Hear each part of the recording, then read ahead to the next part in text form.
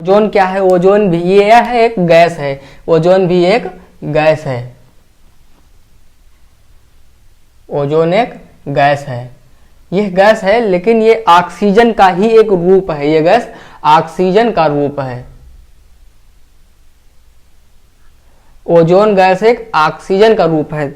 देखिए ये जो ओजोन गैस वायुमंडल में मिलती है वो 10 किलोमीटर से लेके 50 किलोमीटर की ऊंचाई तक मिलती है। अब ये 10 किलोमीटर से 50 किलोमीटर के बीच में रहती है, तो इसका कार्य भी कुछ बहुत ही महत्वपूर्ण होगा। तो इसका जो कार्य रहता है, जो सूर्य से आने वाली पराबैंगनी किरणें होती हैं, ये सूर्य से आने वाली जो पराबैंगनी किरणें रहती हैं उनके कुछ अंशों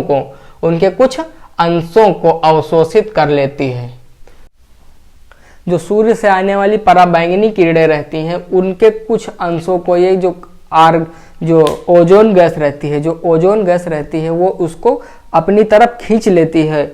ओजोन गैस वायुमंडल में 10 से लेकर 50 किलोमीटर की ऊंचाई तक मिलती है। ऑक्सीजन 0 से लेकर 16 किलोमीटर की ऊंचाई तक पर्याप्त मात्रा में पाई जाती है, लेकिन 16 से लेकर 64 किलोमीटर की मात्रा तक की ऊंचाई तक 64 किलोमीटर की ऊंचाई तक यह इसकी मात्रा जो होती है वो कम हो जाती है। लेकिन जो हमारी ओजोन गैस रहती है ये 10 किलोमीटर की ऊंचाई से लेकर 50 किलोमीटर की ऊंचाई तक इसकी मात्रा पाई जाती है। तो जो ओजोन गैस रहती है वो ऑक्सीजन का ही एक रूप है। तो ऑक्सीजन 0 से लेकर 16 तक तो पर्याप्त मात्रा में पाई जाती है, लेकिन इसके बाद जो होती है वो धीरे धीरे कम होने लगती है।